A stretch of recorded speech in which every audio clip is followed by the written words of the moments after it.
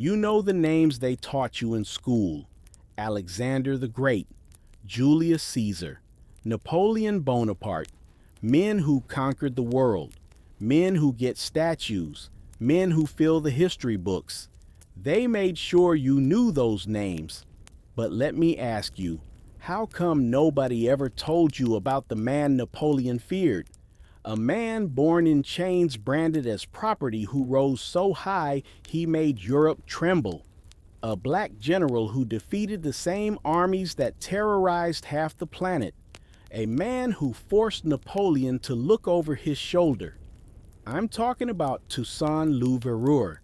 You might not know him yet, but trust me, by the time we're done, you'll understand why his enemies hated him, why his people loved him, and why the world still tries to bury his story. See, Napoleon was supposed to be unstoppable. He was Europe's golden boy, short, maybe brilliant, definitely. He marched across Italy, Austria, Prussia, Egypt, victory after victory.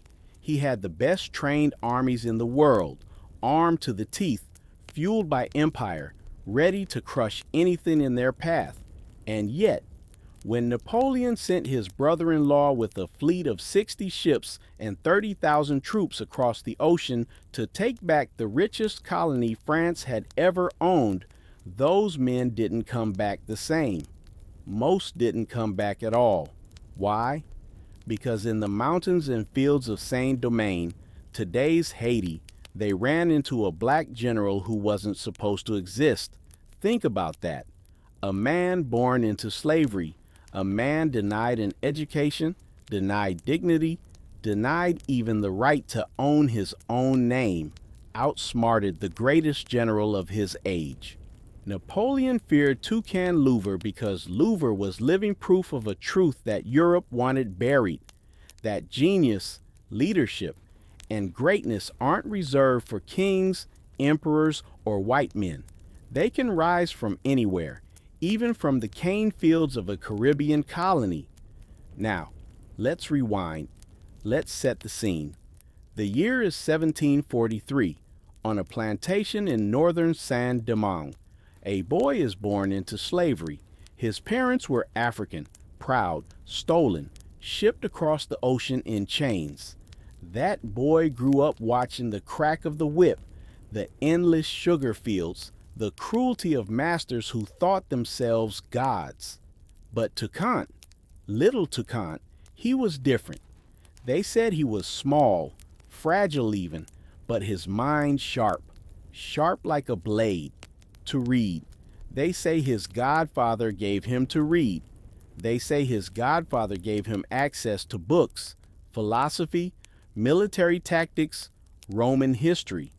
Toussaint read about Caesar, about Alexander, about the greats. He was studying strategy while other children were being worked to death. See, Toussaint understood something early. Slavery wasn't just chains on your wrists. It was chains on your mind, and he refused to let his mind be chained. By the time revolution erupted in 1791, he was ready. Enslaved men and women across the island rose up, burning plantations, killing masters, demanding freedom. At first, Toussaint held back. He watched, he calculated, and when the moment was right, he stepped forward. Not as a rioter, not as just another rebel, but as a leader. He organized, he disciplined. He trained an army out of men who had nothing but machetes and rage, and he taught them to fight like soldiers. Now think about this. France had professional troops. Spain had professional troops. Britain had professional troops. Toussaint had men who had been considered disposable, the lowest of the low, and yet, under his command, they became something terrifying, a people who refused to be enslaved again. Napoleon knew about this uprising. At first, he thought he could crush it like Europe always crushed rebellions in its colonies. But Toussaint wasn't like anybody Napoleon had faced before. He was ruthless when he needed to be, clever always, and above all, he believed in something his enemies couldn't comprehend. The idea that freedom was worth dying for. That kind of belief. You can't buy it. You can't drill it into soldiers. It's fire. And Toussaint carried that fire into every battle. Soon the whispers spread. The Black Spartacus, they called him. The man who out-of-foxed Europe. And when Napoleon finally tried to bring him down, it turned into one of the greatest humiliations of his career. But here's the thing. History books will give you Napoleon's glory. They'll give you his empire, his victories, his legend. What they won't give you is the man who stood in his way and beat him. Because what does it mean if the greatest general of Europe was humbled by a man they called property? What does it mean if the ideals of liberty and equality were defended not by French revolutionaries in Paris, but by black men and women in chains? That, my friend, is dangerous history. And dangerous history gets erased, but we're not erasing it today. We're bringing it back. We're going to follow Toussaint Louverture from the cane fields to the battlefields, from slave to general, from subject to legend. And you're going to see why Napoleon feared him. This is the story they didn't want you to know, and it's just beginning. The thing about legends is they don't start out that way. Toussaint wasn't born a warrior. He wasn't born a general. He was born in chains. But what made him dangerous wasn't just the will to fight. It was his ability to learn faster than anyone else and then turn knowledge into power. See, while most people thought of the enslaved as nothing more than labor, Toussaint studied them as potential soldiers, men and women hardened by pain, strong from the fields, burning with anger. He understood that desperation could be shaped into discipline, that hunger for freedom could be sharper than any blade. So when the uprising broke out in 1791, Toussaint knew this wasn't going to be a quick riot. This was war, and war required strategy. He started small hit-and-run raids, ambushes in the forests, striking at night when the French least expected it. His men didn't wear uniforms, didn't march in neat little lines like European armies. They melted into the mountains, struck fast, and disappeared. The French didn't know how to deal with that. They weren't fighting farmers with pitchforks anymore. They were fighting a commander who understood terrain, who understood timing, who understood how to make chaos his weapon. And here's the thing. Toussaint wasn't just fighting for blood. He was fighting for legitimacy. From the beginning, he knew this wasn't just about burning plantations. It was about building something new. He insisted his men act like soldiers, not looters. Discipline, order, respect. If you broke the code, you answered to him harshly. That's how he built credibility, not just with his army, but with the people watching. Now, let me pause and tell you something that blows my mind. This man, who had been denied education, ended up quoting philosophers and generals, writing letters to kings and diplomats, negotiating like a statesman. That's how sharp he was. The French underestimated him. They saw him as just another slave leader. But Toussaint, he was already thinking like a head of state, and that made him dangerous. By 1793, the French Revolution was in full swing back in Europe. Remember that slogan, liberty, equality, fraternity, sounded nice on paper, but in Saint-Domingue. 500,000 enslaved Africans looked at those words and asked, what about us? Toussaint saw the contradiction clear as day. If France really believed in liberty, then slavery had to end. If not, then their revolution was a lie, and that lie he was ready to expose. So when Spain and Britain tried to swoop in and take advantage of the chaos, Toussaint played chess while everyone else was playing checkers. At first, he allied with Spain, fighting against the French. Why? Because Spain offered freedom for enslaved people who joined their side. Tous wasn't loyal to crowns or flags. He was loyal to freedom. Whoever helped his people move closer to that goal, that's where he went. And let me tell you, under his command, victories piled up. Plantation after plantation fell. Entire regions slipped out of French control. His name began spreading, not just among the enslaved, but among generals in Europe.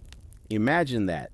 A man who had once been forced to labor under a whip, now dictating the fate of empires. But Toussaint was too smart to stay anyone's pawn. In 1794, when France officially abolished slavery in all its colonies, the game shifted. France suddenly looked like the lesser evil. Toussaint switched sides, and with his leadership, the French pushed back the Spanish and the British. By 1798, his forces had expelled the last British troops from Saint-Domingue. Think about that. Britain, the most powerful empire on earth, humiliated by soldiers who had been enslaved just a few years earlier. And at the heart of it all was Toussaint Louverture, the black general Napoleon would come to fear. But here's where it gets even deeper. Tous wasn't just a fighter, he was a builder. While the smoke was still rising from battlefields, he began rebuilding the colony. He reopened plantations, but this time with paid labor. He rebuilt cities, repaired roads, restarted trade. And yes, some of his policies were harsh. He demanded discipline from his people, just as he demanded it from himself. But in his mind, freedom wasn't enough. Freedom had to be defended by strength, by structure, by order. Otherwise, Europe would come crawling back. And believe me, Europe was watching. Napoleon Bonaparte, newly risen to power, had big dreams. He wanted to rebuild France's empire, and to him, Saint-Domingue was the crown jewel. It was the richest colony France had ever owned, the sugar island that poured money into the treasury. And here was this black general, this former slave, running it like his own kingdom that burned Napoleon's pride. It wasn't just about sugar, it was about control. If a man like Toussaint could rise, what did that say about the order of the world? So Napoleon made a decision. He was going to break Toussaint Louverture. He was going to send an army across the ocean to remind Saint-Domingue who was boss. But what Napoleon didn't know, what he couldn't know, was that the general he thought he was about to crush was already 10 steps ahead of him. Because Toussaint Louverture wasn't afraid of Napoleon. Napoleon was afraid of him. Picture this. It's 1801 and Europe is whispering about a man across the ocean who shouldn't even exist. A black general undefeated ruling over the richest colony in the Caribbean. Toussaint Louverture isn't just leading battles anymore. He's governing like a head of state.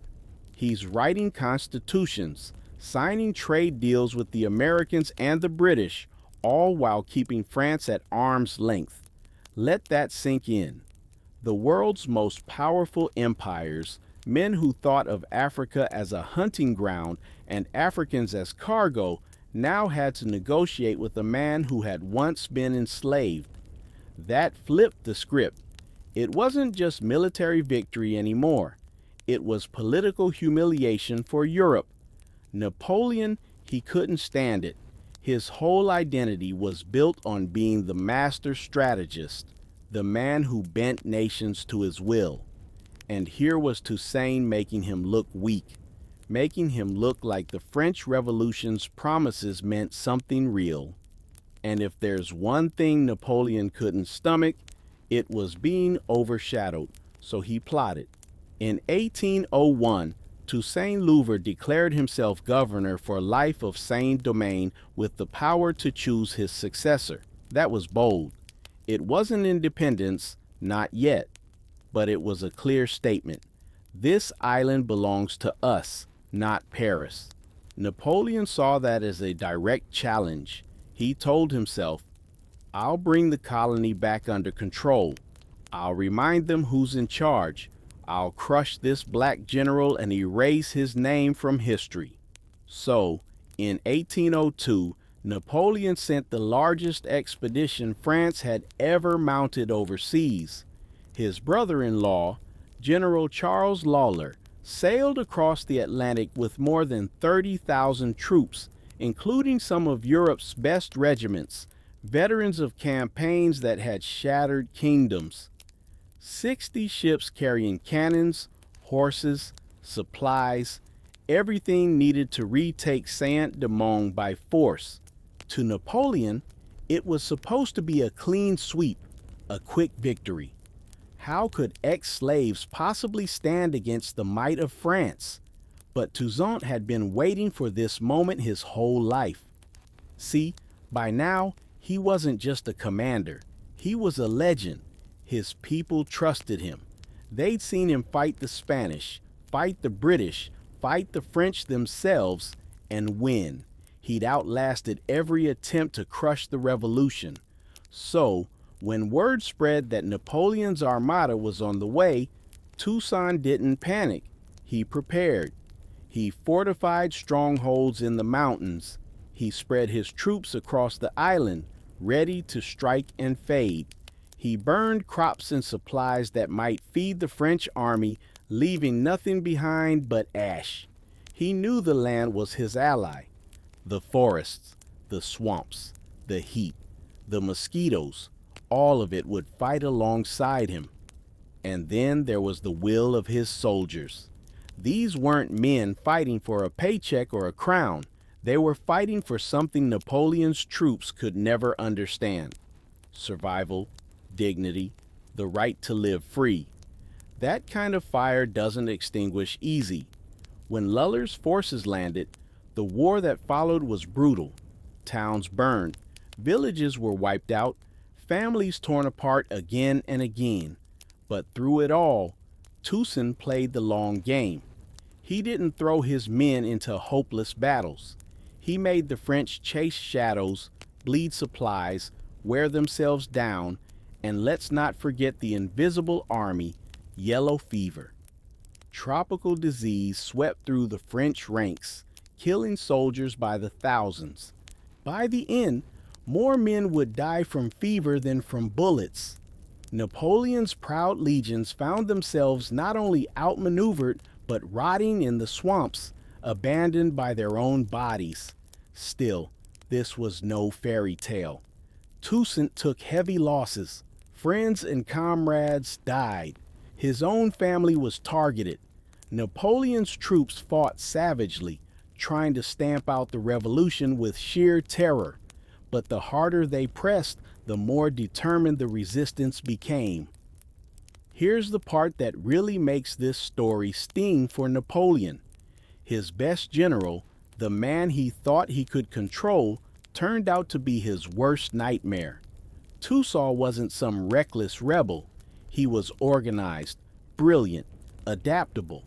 Every setback turned into a lesson. Every defeat sharpened his strategy. And what made it worse? The world was watching. Word spread across Europe and America that Napoleon's unstoppable army was getting bogged down in a tiny island against a black general. Think about what that meant for enslaved people across the Americas. If Toussaint could fight back, maybe they could too. That idea was more dangerous than any weapon. But Napoleon wasn't done yet. He told Lawler to use every trick possible. Diplomacy, betrayal, lies. If you couldn't beat Toussaint on the battlefield, you had to outfox him. And in the spring of 1802, that's exactly what they tried. They sent letters, promises of peace, offers of negotiation. They played on Toussaint's dream of stability, his desire to protect his people from endless war. And for a moment, just a moment, he believed them. He thought maybe, just maybe, France was ready to respect the freedom his people had bled for. But Napoleon doesn't play fair, and the trap was already closing. Trust, that's the weapon Napoleon used when bullets and bayonets couldn't do the job. Toussaint Louverture had fought every empire that tried to chain his people, and he had beaten them all. But even the sharpest blade can be dulled by hope. Hope that maybe, just maybe, peace was possible. General wrote letters dripping with promises. He told Toussaint that France respected him, that they wanted reconciliation, that slavery would never return. He spoke the language of compromise, the language of honor. And Toussaint, exhausted from years of war, wanting to protect his people from more bloodshed, allowed himself to believe. He agreed to step aside, not as a defeated man, but as someone who thought he was preserving the future. He retired to his estate in the mountains, living quietly with his family, raising horses, tending fields. He thought maybe his fight was finally over, but Napoleon had no intention of honoring his word. The moment Toussaint lowered his guard, the French struck. In June of 1802, Lair invited Toussaint to a meeting under the banner of peace. No weapons, no threats, just conversation. Toussaint arrived, trusting the truce, and that's when the trap closed. The French soldiers surrounded him, seized him, dragged him away. It was betrayal in its purest form. Imagine it. The man who had stood like a mountain against Europe's might, suddenly shackled like the boy he had once been. They bound him, tore him from his family, marched him onto a ship. He was no longer General Louverture, no longer Governor Louverture. He was a prisoner. The ship cut across the Atlantic away from the land he had fought for, toward the cold heart of France. And when he set foot on European soil, Napoleon made sure he disappeared. Toussaint Louverture was taken to Fort Dieu, a freezing fortress buried deep in the Jura Mountains near the Swiss border. The conditions were brutal. Damp stone walls, icy air, isolation. The Caribbean sun was replaced with endless frost, and this was no accident. Napoleon had chosen the location carefully. He wanted the climate itself to be a weapon to break the man he couldn't defeat in battle. But even locked in a cell, Toussaint's spirit didn't break. He wrote letters. He sent messages. He warned France with a final prophecy in overthrowing me. You have cut down only the trunk of the tree of liberty. It will spring up again by the roots, for they are numerous and deep. That line right there, that was a death sentence for Napoleon's dreams, because Toussaint knew something the French refused to admit. Revolutions don't live and die with one man. They live in the people, and the people of Saint-Domingue weren't finished. In April 1803, after months of suffering in the cold fortress, Toussaint Louverture died. Malnutrition, pneumonia, some say deliberate neglect. Alone, far from his homeland, the black general who had made Napoleon tremble took his last breath behind stone walls. But here's the thing. Napoleon thought removing Toussaint would end the revolution. He thought cutting off the head would kill the body. He couldn't have been more wrong, because Toussaint had planted something far stronger than fear. He had planted belief. Belief in freedom. Belief in equality. Belief that a people once enslaved could govern themselves. That seed had already taken root, and it was growing wild. Back in Saint-Domingue, Toussaint's lieutenants, men like Jean-Jacques Desalin and Henri Kristoff, picked up the torch, and they weren't about to forgive Napoleon's betrayal. They fought with fire in their veins, harder, fiercer, deadlier than ever. Meanwhile, the French army was collapsing. Yellow fever ravaged their ranks. Supplies ran dry, and without Toussaint's leadership to negotiate or contain the fury, the revolution became unstoppable. Desalin drove the French out, and by 1804 Saint-Domingue declared its independence. The world's first black republic was born, and it took a new name, Haiti. Toussaint Louverture never saw it with his own eyes, but make no mistake, it was his revolution. His strategies, his discipline, his vision lit the path, and the very betrayal that killed him only turned him into a martyr, a symbol no empire could erase. Napoleon had feared him in life, but in death, Toussaint became immortal.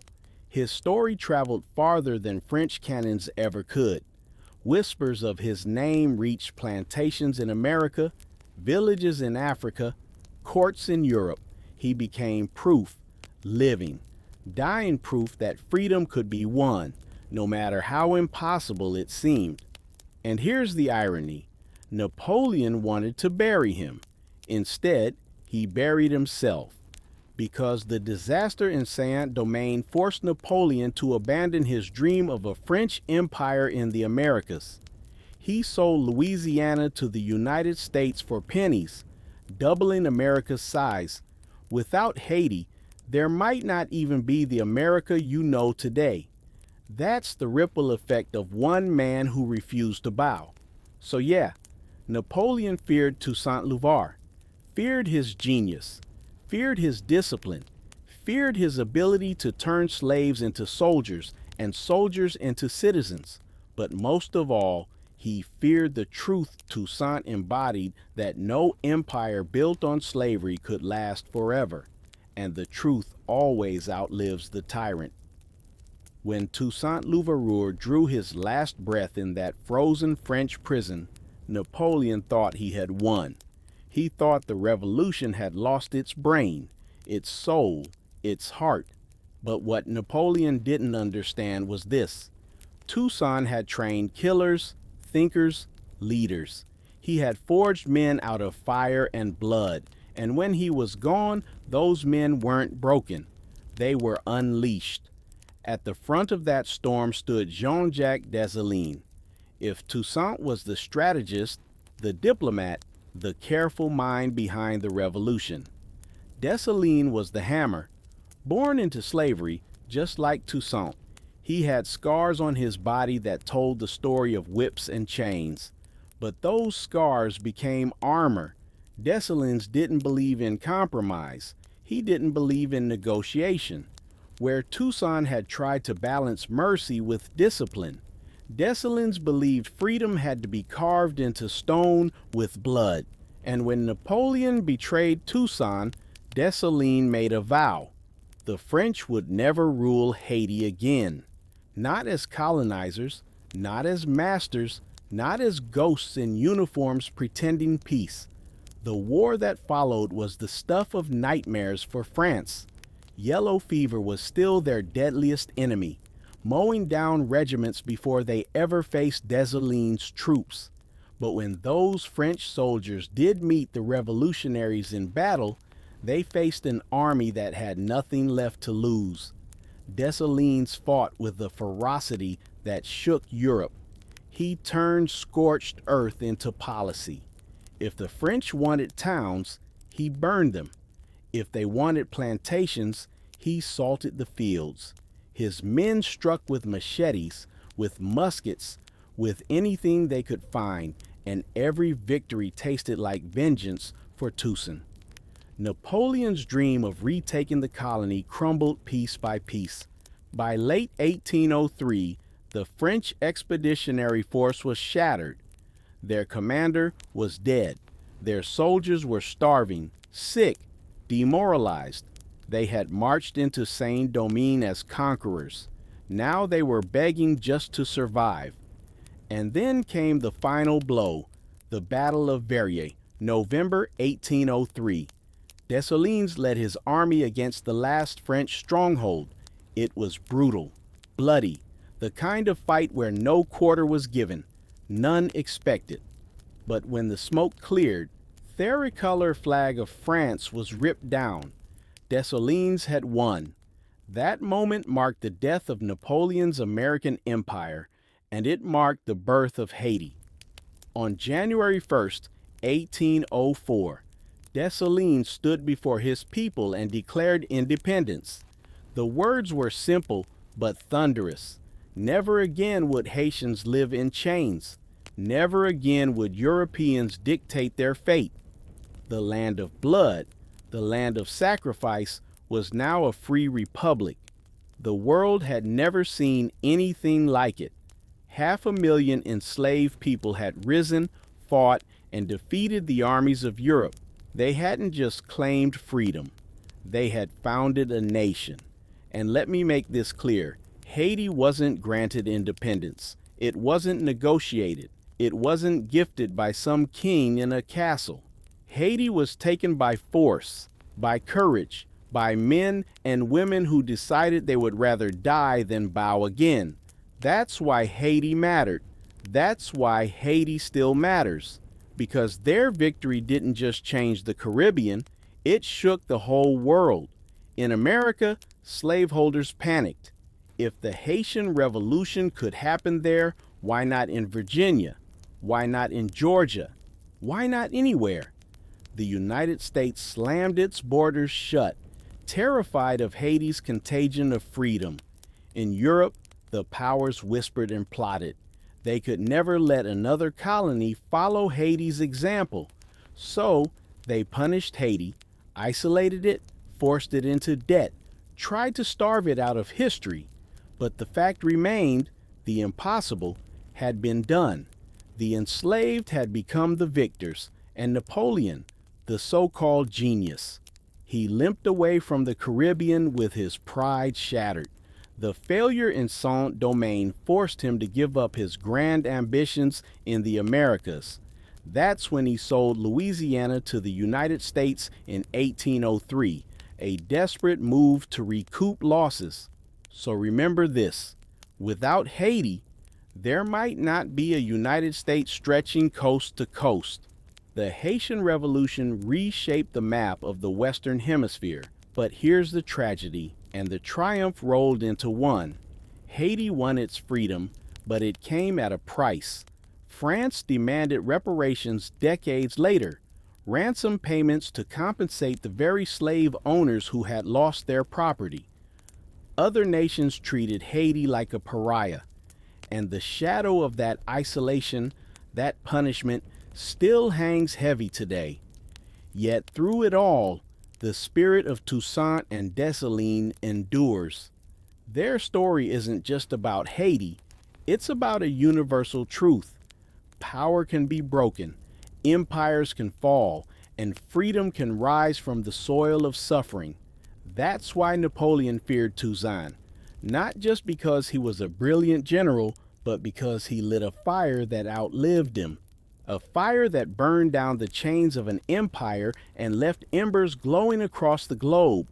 And let's be clear, Toussaint Louverture may have died in a cold French cell, but in every Haitian heartbeat, in every whisper of revolt that followed, he lived on. January 1st, 1804. Imagine it. The air thick with smoke, the soil soaked with blood. The cries of victory rising from people who had once been told they were nothing. On that day, Haiti stood tall as the first free black republic in the world. The impossible had become reality. Jean-Jacques Desalin, the iron fist who carried the revolution after Toussaint's capture, became Haiti's first leader. And when he spoke, his words cut sharper than any blade. We have dared to be free. Let us be thus by ourselves and for ourselves. That wasn't just politics. That was a declaration to the world. Haiti would never kneel again. But here's the part that history books like to skip. Freedom was just the beginning. The real fight was survival. Because the moment Haiti declared independence, the world turned its back. France, humiliated and bitter, refused to recognize the new nation. The United States, terrified of enslaved people getting ideas, slammed the door shut. Britain, Spain, all the European powers. They treated Haiti like a disease, a plague of rebellion they had to quarantine. Why? Because Haiti's very existence was dangerous. Think about it. Across the Americas, millions of enslaved men and women were watching. The Haitian Revolution wasn't a rumor anymore. It was proof. Proof that the enslaved could rise, fight, and win. Proof that the chains could break. Proof that empires could bleed. No plantation owner wanted their people to know that story. No king, no president, no emperor wanted their colonies whispering the word Haiti. So the world tried to strangle it. Haiti was cut off from trade, isolated diplomatically, punished economically. They couldn't buy weapons, couldn't sell sugar, couldn't build alliances, and yet against the odds they stood. But inside Haiti, freedom came with its own scars.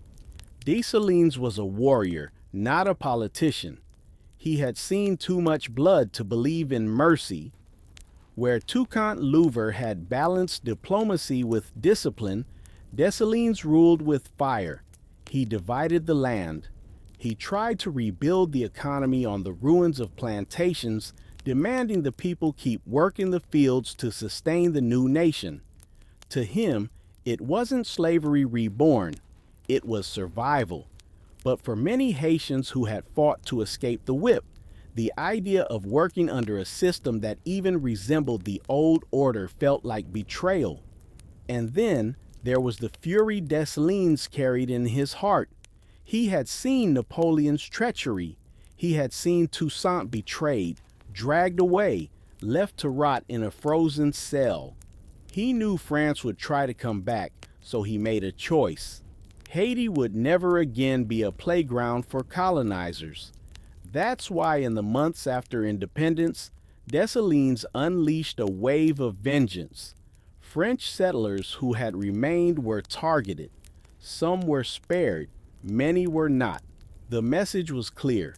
This land belongs to Haitians, not Europeans. Never again would white colonizers rule over black bodies. It was brutal.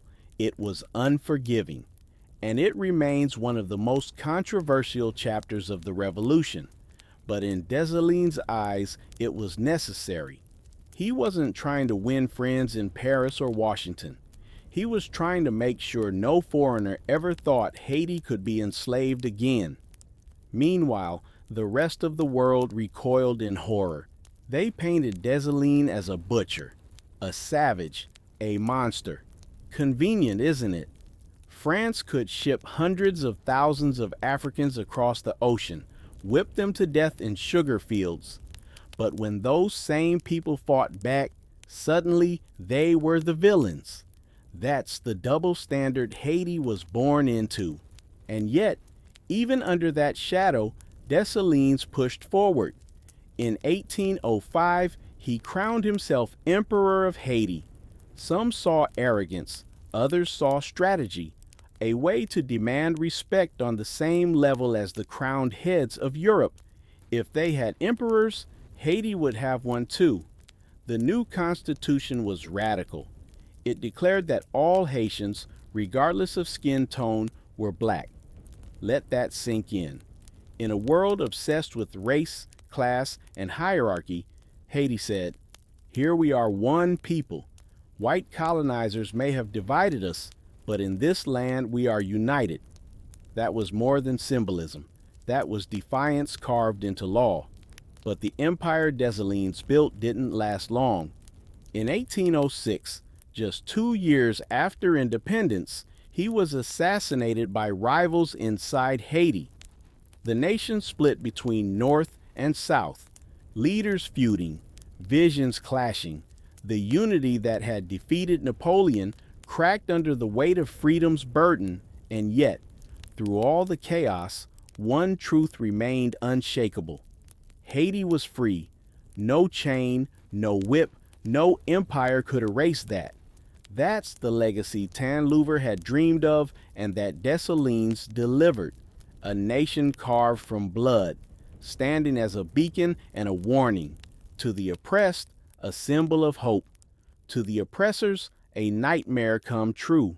Because Haiti's story wasn't just about one island. It was about a question that still echoes. If the most powerless could topple the most powerful, what else was possible? And that question, that dangerous idea, is what kept Napoleon awake at night. Not just the man he betrayed in Fort Dieu, not just Desalin and his soldiers, but the revolution itself, a revolution too big to chain. Haiti had broken its chains, but freedom came with a price no other nation had to pay. See, the moment Desalin declared independence, the world decided to make Haiti bleed all over again. Not with whips this time, but with politics, money, and isolation. France, the same empire that had enslaved the people of Saint-Domingue, wasn't about to let go quietly. They had lost their richest colony, their sugar jewel, their cash cow. Napoleon's defeat was an open wound, and France wanted revenge. But how do you punish a nation you can't defeat on the battlefield? Simple. You choke it economically. Haiti was cut off from international trade. Ships that once carried sugar, coffee, and indigo now sat idle. Neighboring colonies were forbidden to trade with them. Nations that preached liberty and freedom looking at you, United States, slammed their doors shut. Why? Because they were terrified. Haiti wasn't a nation to them. It was a virus. And if that virus of freedom spread to their enslaved populations, the whole system could collapse. So Haiti stood alone, independent, but surrounded by enemies, free, but starving for connection to the wider world. And then came 1825, marked that year, because that's when France came back, not with soldiers, but with ships, warships, cannons pointed at Haitian shores, and their demand was a crime dressed up as diplomacy. France told Haiti, pay us reparations for the property we lost. And by property, they didn't mean houses or farms or buildings. They meant people, human beings. They demanded money to compensate the slave owners who no longer owned slaves. Think about that. The enslaved win their freedom through blood, and the enslavers send them the bill. The ransom was staggering, 150 million francs. That's billions in today's money. Haiti, a newborn nation, was forced to sign the deal at gunpoint, pay or face another invasion. So Haiti paid for generations. They borrowed money from French banks to pay France. They taxed their people to the bone. Entire national budgets bled into Europe just to compensate the very empire that had tortured them. That's why even today, Haiti's poverty isn't some natural accident. It's engineered. It's the result of extortion, theft, and punishment for daring to be free. Meanwhile, the United States played its own game. For decades, America refused to recognize Haiti. Why? Because the U.S. was a slave-holding nation. Recognizing a black republic born of revolution was political dynamite. Southern planners would have gone into panic. So instead, America turned its back, pretending Haiti didn't exist while quietly making sure it stayed isolated. And Europe, they followed the same script. Haiti was boxed in, demonized, painted as a land of chaos and savagery. Every rebellion, every civil conflict, every hardship Haiti faced was used as proof that black people couldn't govern themselves. Convenient, isn't it? They never mentioned the debts, the embargoes, the sabotage. But despite it all, Haiti endured. They endured while paying a ransom no free people should ever have owed. They endured while the world called them cursed, while artists, politicians, and diplomats erased their triumph from history books. They endured while their very existence was treated as an embarrassment to be hidden. not a revolution to be celebrated. And here's the irony. Every time an oppressed people rose up, every time a colony dreamed of freedom, Haiti was there. Not in person, but in spirit. Haiti's victory whispered through the plantations of the American South. It echoed in the uprisings of Latin America. Simón Bolívar himself, the great liberator, found refuge and support in Haiti. They gave him soldiers, weapons, supplies, and in return he carried Haiti's fire into South America. So while the world punished Haiti, Haiti still gave freedom, gave hope, gave inspiration. That's the kind of defiance no blockade could kill. But make no mistake, the scars of that punishment run deep. The ransom drained Haiti for more than a century. By the time the last payment was made in the 20th century, Haiti had been robbed of its chance to grow wealthy, to invest in schools, roads, industries. The so-called debt chained them tighter than any whip ever had. And France. They smiled all the way to the bank. The same empire that preached liberté, égalité, fanit, had no problem bankrupting the very people who had taken those words seriously. That's the crime history doesn't like to talk about, because if people knew the truth, if they really understood how Haiti was strangled, they'd stop blaming poverty on Haitians and start pointing fingers at the nations that made it so. So remember this, Haiti's revolution didn't fail. Haiti's revolution succeeded.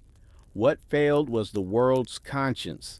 Napoleon feared Toussaint Louverture because he knew one man with vision could topple an empire. But the greater fear came after that Haiti's fire would spread, that millions more would rise. That's why Haiti was punished. Not because they were weak, but because they were powerful, and power when it comes from the bottom scares the hell out of the top.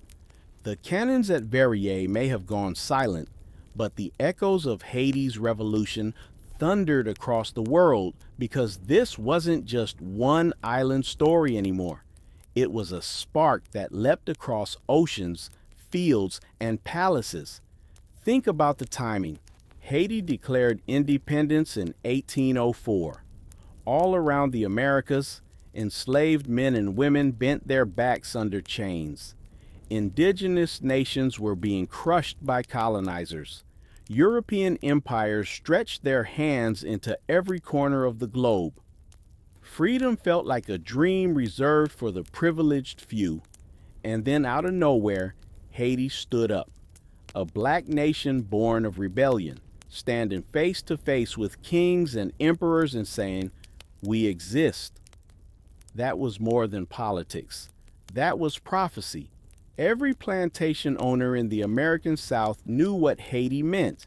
They read the newspapers, they heard the rumors, and they saw their enslaved people whispering because suddenly the unthinkable had proof.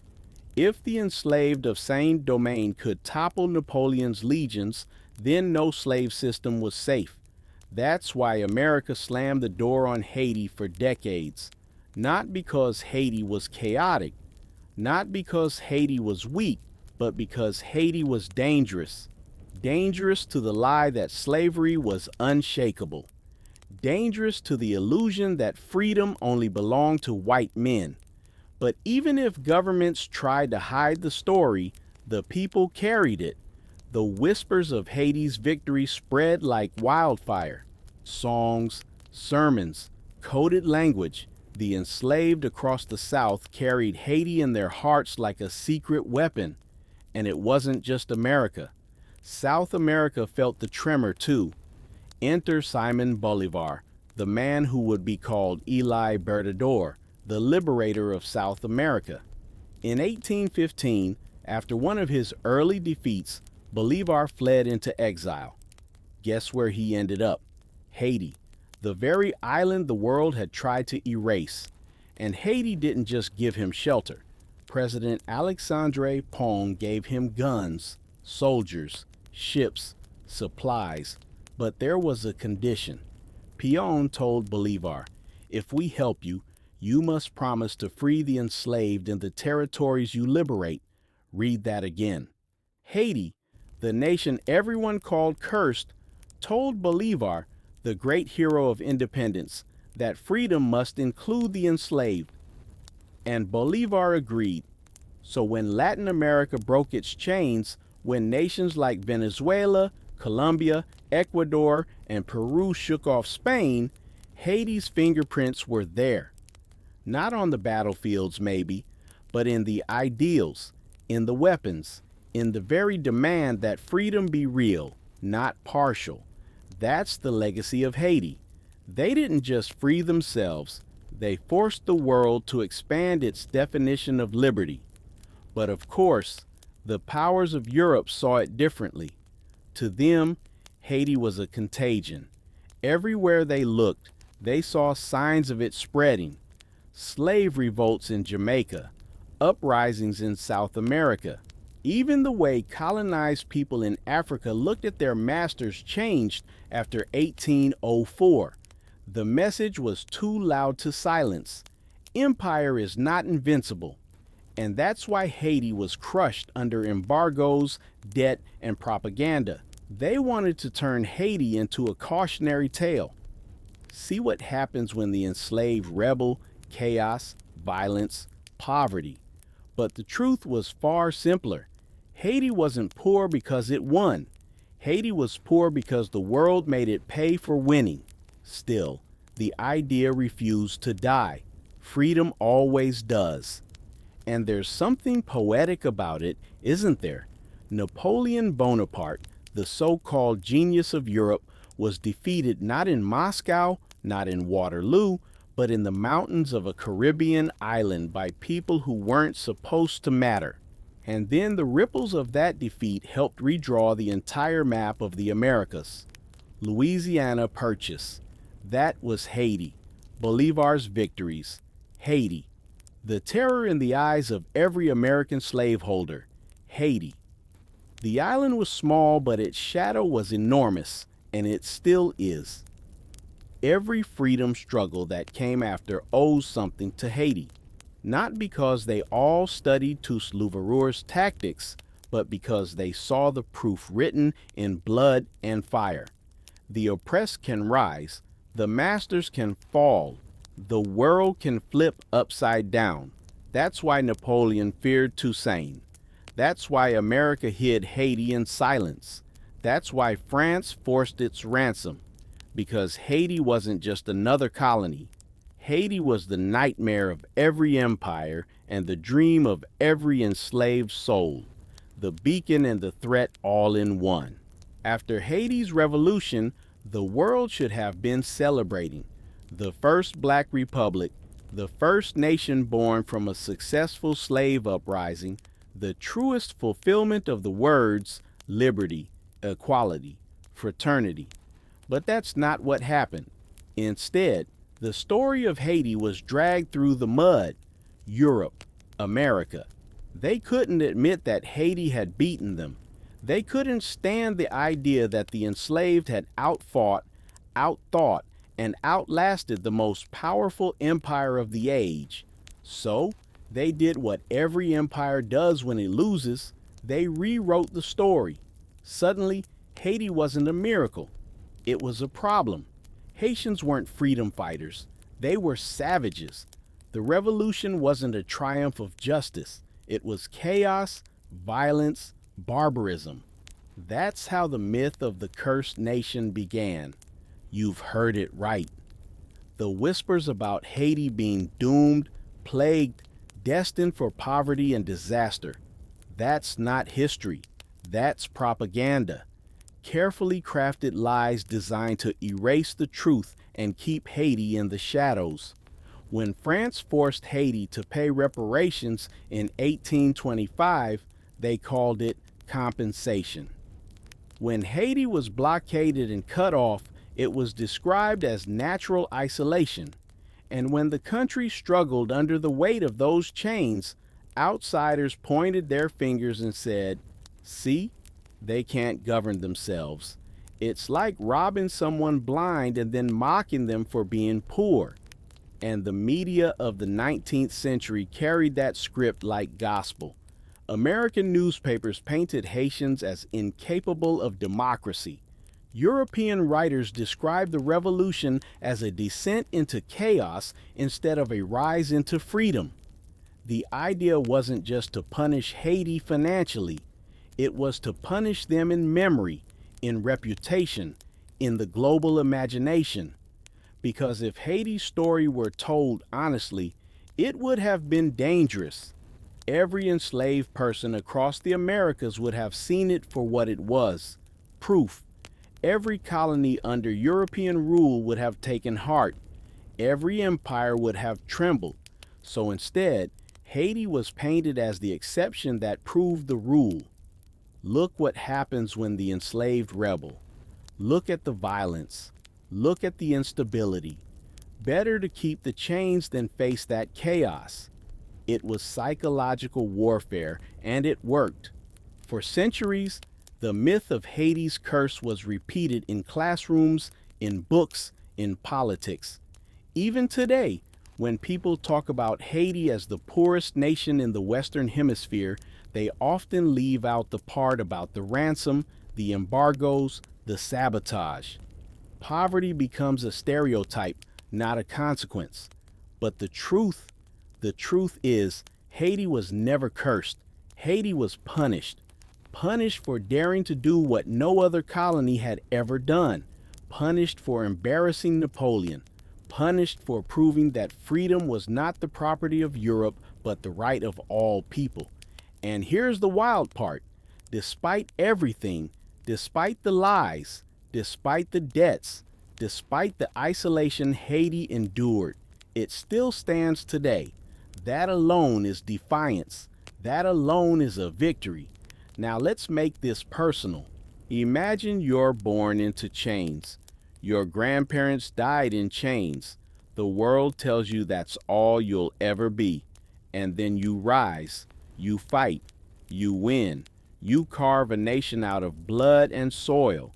And then the same world that chained you calls you cursed for daring to exist. That's Haiti's story. Not a curse, but a crime. A crime committed by the so-called civilized nations that couldn't stomach their own hypocrisy. And maybe that's why the story of Toussaint Louverture still carries so much weight.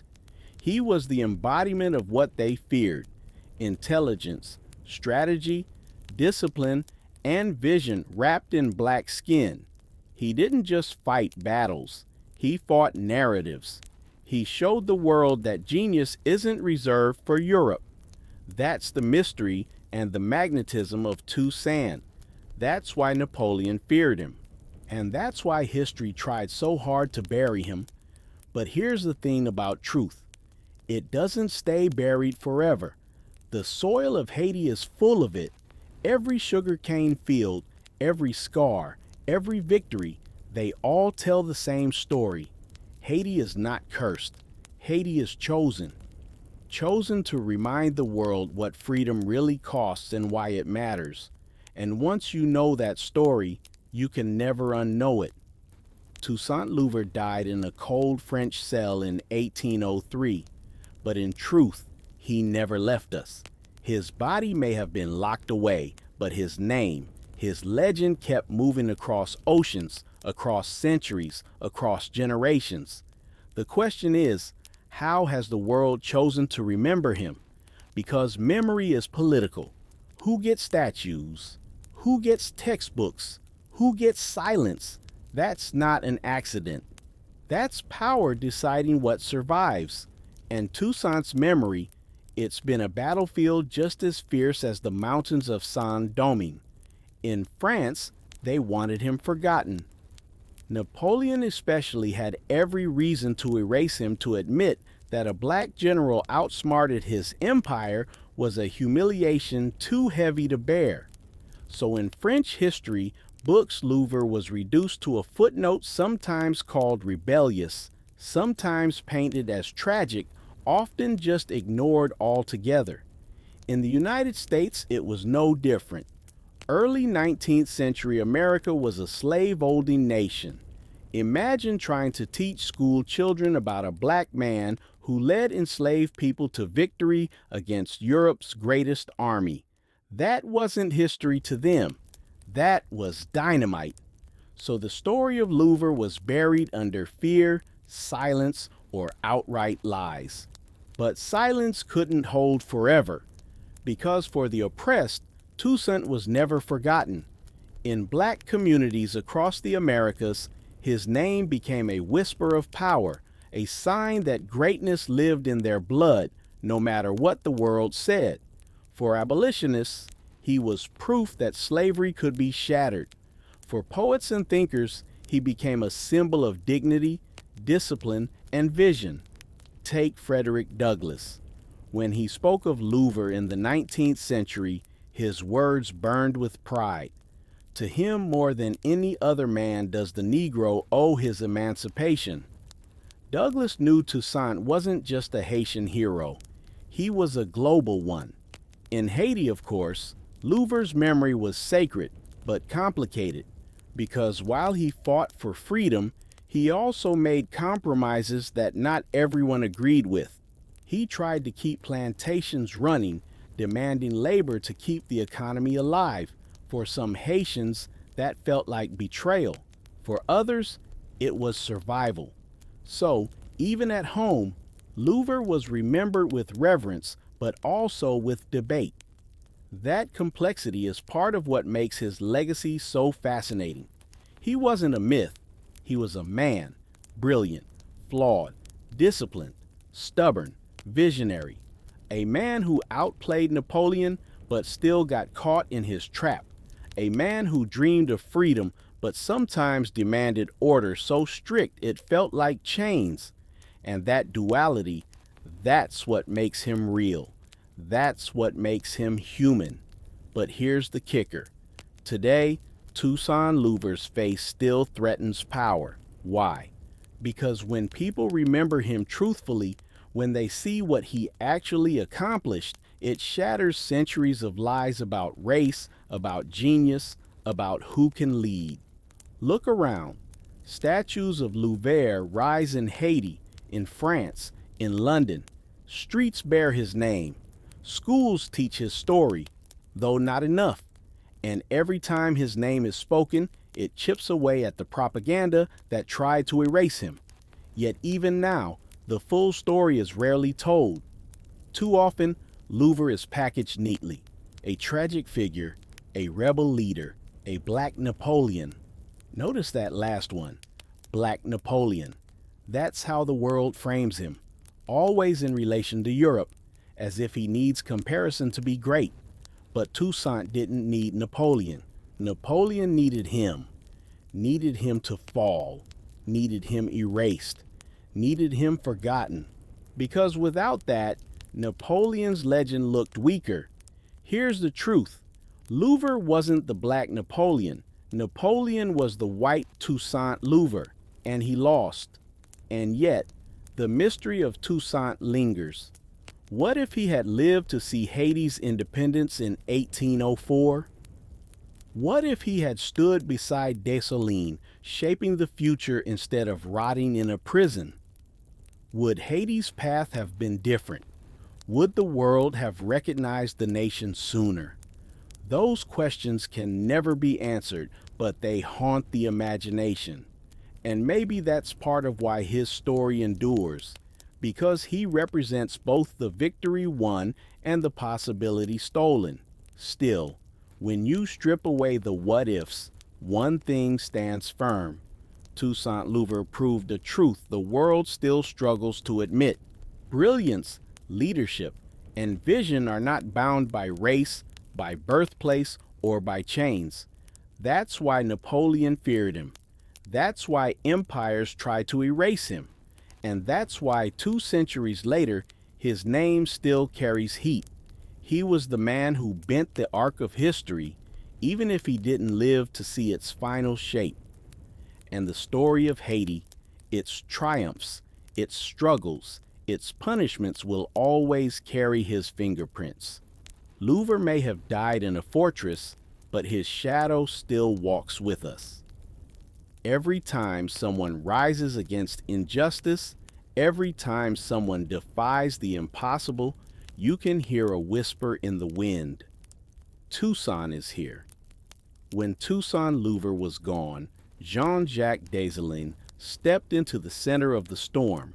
The revolution wasn't over yet, but he was determined to finish what Louverture had started. No half measures, no compromises.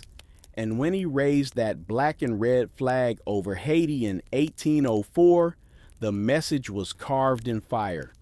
Freedom had been won, but survival would demand a whole new kind of fight. Desalin had earned his place in history as the blade of the revolution, where Louverture was the strategist, the negotiator, the man of patience. Desalin was pure force, and once independence was declared, he set about shaping Haiti in his image. In 1805, he crowned himself Emperor Jacques I of Haiti. To the outside world, this looked like arrogance, like madness. But step into Desalin's shoes for a moment. The European powers were still circling, still plotting. The same nations that called him savage would only respect him if he matched their titles. They had kings and emperors, so Haiti would too. It was a strategy of survival, dressed as grandeur. The 1805 Constitution was radical. It outlawed slavery forever. It declared that all Haitians, regardless of shade or ancestry, were black. That wasn't just legal language. It was a weapon against the divisions France had used to control the colony, the cruel hierarchies of color, class, and blood. In Desalin's Haiti, blackness was unity. Blackness was identity. Blackness was power. But for all his vision, Desalin ruled with iron. He believed discipline was the only way to keep the nation alive.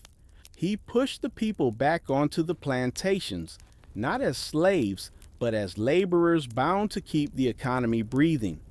To Desalin's, this wasn't betrayal. It was survival. Without exports, without production, how could Haiti stand against Europe? But to the men and women who had just bled for freedom, the smell of sugar-cane fields and the crack of overseer voices felt like chains all over again. And then came the vengeance. Desalin carried the scars of slavery deep in his soul, and he wasn't about to let colonizers reclaim Haitian soil. After independence, many French settlers who had remained on the island faced his wrath. Some were spared, many were not. His goal was clear: wipe out any chance of France replanting its flag. But to the outside world, this was painted as savagery. Newspapers in America and Europe screamed about the massacre of the whites, carefully ignoring centuries of massacres that France had carried out in the name of sugar and profit. The narrative stuck. Desalin became in Western eyes a villain, a bloodthirsty tyrant. But inside Haiti, he was both feared and revered. The emperor who secured their independence, the leader who swore no colonizer would ever own their land again. Yet even iron cracks under pressure. Desalin's style of rule bred resentment among Haiti's elites, especially the mixed race class, who felt sidelined in his vision of a united black identity. Add to that, the grumbling of farmers pushed back to fields, and the emperor's support began to thin. On October 17, 1806, Desalin's reign ended in betrayal. Ambushed by his own generals, he was assassinated on the road at Pont Rouge, just outside Port-au-Prince. The man who had burned empires to the ground was struck down not by Napoleon's armies, but by his own countrymen. Haiti, barely 2 years old, was now without the iron hand that had held it together, and the cracks widened fast. The nation split. In the north, hungry Kristoff, one of Desalin's fiercest generals, declared himself king, building palaces and castles in a vision of monarchy. In the south, Alexandra Pion, a lighter-skinned leader with ties to the mixed-race elite, established a republic. Two Haitis, one crownless and fractured, each claiming the future. This division would haunt Haiti for decades. The unity forged in the fires of revolution gave way to rivalry, suspicion, and conflict. The dream of one Haiti under one vision was broken, replaced by competing experiments in governance, monarchy in the north, fragile republicanism in the south, and yet even in its division, Haiti stood as something extraordinary, because no matter the quarrels, no matter the rivalries, one truth remained unbroken. Haiti was free. France was gone. Slavery was dead. Independence held. That was the legacy of Desalin. Ruthless, yes. Controversial without question. But without him, Haiti might never have survived Napoleon's final grasp. Without him, independence might have been another dream, another almost in history's long list of failed revolts. And maybe that's why he looms so large even in his flaws. Toussaint Louverture gave Haiti strategy. Desalin gave it fire, and together they burned Napoleon's empire to ash. But Desalin's assassination opened a new chapter, one where Haiti would struggle not against Europe, but against itself. And that's the part of the story that gets messy, because building a nation is harder than winning a war. And for Haiti, the wars weren't over. They had just changed shape. When Desalin fell in 1806, Haiti didn't just lose its emperor, it lost its center of gravity. The man who had carried independence on his back was gone, and in the vacuum, the nation cracked into two north and south, two visions, two leaders, two Haitis. In the north stood Henry Kristoff, Desalin's iron general, a man forged in the revolution's blood. Kristoff believed in discipline, in hierarchy, in structure. He looked at Europe and saw order as the key to survival. His answer, monarchy. Kristoff crowned himself King Henry I of northern Haiti. He built a court of nobles, a system of titles and estates, but don't picture some fragile imitation of Europe. Kristoff's monarchy was brutal, efficient, and relentless. His kingdom wasn't just a crown and a throne, it was a machine.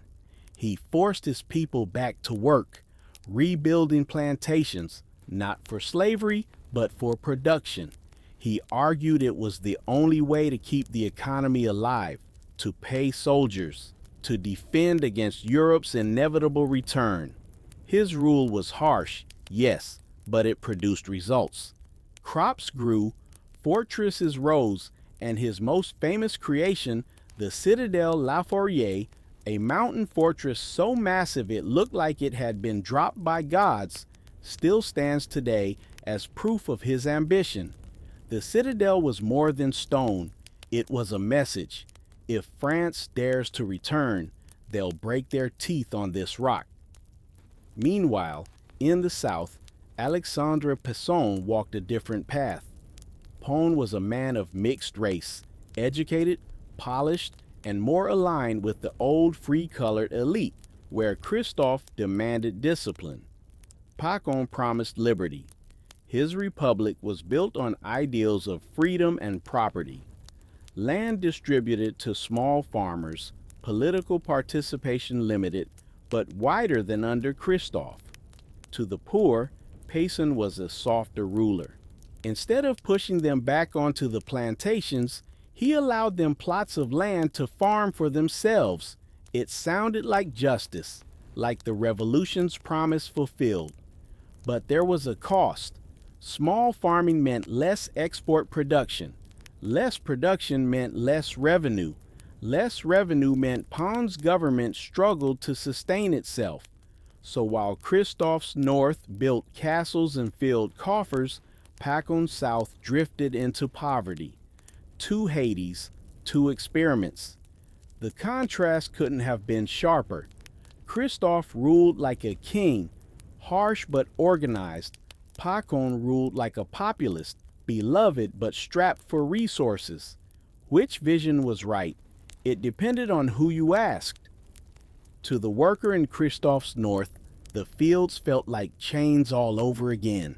To the farmer in Pasion's south, freedom tasted sweet, but hunger stalked the villages. And yet, in their differences, both men left marks too deep to ignore. Kristoff's reign was a fortress of discipline. He poured resources into education, building schools for the children of his kingdom. He believed literacy was a weapon as vital as muskets. His monarchy wasn't just for himself. It was his gamble that Haiti could earn respect by mirroring the structures of Europe, proving that black rule could be just as civilized, just as powerful. Pétion's legacy, meanwhile, stretched beyond Haiti's shores. Remember Simón Bolívar? When Bolívar was exiled and desperate, it was Pétion who gave him refuge in Port-au-Prince. Pétion armed him, supplied him, and told him, "Go liberate South America, but free the enslaved when you do." That demand wasn't just symbolic. Bolívar carried it out, and millions of enslaved people in South America walked into freedom. As a result, Haiti, divided and punished, still found a way to shape history far beyond its borders. But inside Haiti, the division weakened them. Kristoff's monarchy grew heavy under the weight of labor demands and military discipline. In 1820, plagued by illness and rebellion, Kristoff took his own life rather than be overthrown. His citadel stood, but his crown fell. In the south, Pétion's republic stumbled forward, but he too died in 1818, leaving behind a country still split, still fragile. Eventually, Pétion's successor, Jean-Pierre Bier, would reunite Haiti, but not without compromise and not without new chains disguised as treaties. The tragedy is clear. The men who followed Desalin all tried to shape Haiti in their own image, but none could escape the shadow of the revolution's scars. The nation had won its freedom, but unity was harder than war, and yet, even fractured, Haiti endured. Even divided, they stood independent. The European powers circled, waiting for weakness, but Haiti's soil remained untouchable. The first black republic still lived, still defied, still whispered to the world, "We are free." So ask yourself, was Haiti broken by its division, or was it proof that even in disagreement, even in struggle, the core victory, independence, was unshakable? Because here's the truth. Kristoff's citadel still stands. Pétion's aid to Bolívar still echoes in South America. Both men, despite their flaws, kept Haiti's fire alive, and that's what the world couldn't kill. After Kristoff's death in the north and Pétion's passing in the south, Haiti stood at a crossroads. For years, the nation had been split in two, monarchy in the north, republic in the south. But now, Jean-Pierre Bier, Pétion's successor, seized the moment to bring Haiti back together. By 1820, Haiti was whole again. On paper, this was victory. No more split crowns, no more rival governments. For the first time since Desalin, Haiti was one nation under one leader, but unity came with its own chains. Bier faced a dilemma. Haiti had won its freedom on the battlefield, but in the eyes of the world, especially Europe, it was still a rogue state. The great powers refused to recognize Haiti's independence. France, humiliated, dreamed of replanting its flag. The United States, terrified of slave revolt spreading, kept Haiti at arm's length. Britain traded cautiously but avoided political recognition. Haiti was free but isolated, and isolation was deadly. No recognition meant no trade agreements, no alliances, no legitimacy in the international order. Haiti stood alone, surrounded by enemies with longer memories than compassion. So Bear made a choice, a desperate, controversial, fateful choice. In 1825, France sent warships to Haitian waters. Their demand was simple: pay reparations for the loss of Saint-Domingue, not for the crimes of slavery, but for the profits France claimed to have lost when Haiti freed itself. The price, 50 million francs, an astronomical sum equal to billions today, Bear agreed. Think about that. The formerly enslaved had to pay their enslavers for the privilege of being free. The world had never seen a more perverse arrangement. But Bear signed, calculating that recognition from France would unlock trade, stabilize Haiti, and shield the nation from future invasions. The price of freedom became debt. To pay it, Haiti borrowed from French banks, trapping itself in a cycle of interest and repayment that would bleed the nation for more than a century. Generations of Haitians labored not just for themselves, but for their former masters. Fields that had once fueled empire now fueled debt collectors. Recognition came, yes. France formally acknowledged Haiti's independence. Other nations slowly followed, but it was recognition wrapped in shackles. And here's the cruelest irony. That debt crippled Haiti's growth. The roads that could have been built, the schools that could have been opened, the hospitals that could have saved lives, all of it was swallowed by payments to the very empire that had once whipped Haitians in chains. Some called Boyer a traitor. Others saw him as a pragmatist, playing the only card left. Maybe both are true, but one thing is certain: his decision reshaped Haiti's future in ways no battlefield ever could. Boyer's rule stretched long, from 1818 to 1843. At first, he appeared steady, even visionary. He extended Haiti's reach across the island, uniting not just the West, but also occupying Saint-Domingue in the east, the entire island of Hispaniola under one flag. For a moment, it looked like the dream of unity was complete. But cracks soon showed his policies of land redistribution, meant to keep the peasantry content, weakened large-scale agriculture, shrinking exports. The debt hung over everything, forcing higher taxes and squeezing farmers until resentment grew. And in the East, Dominicans resisted Haitian rule, fueling tensions that would eventually explode into independence in 1844.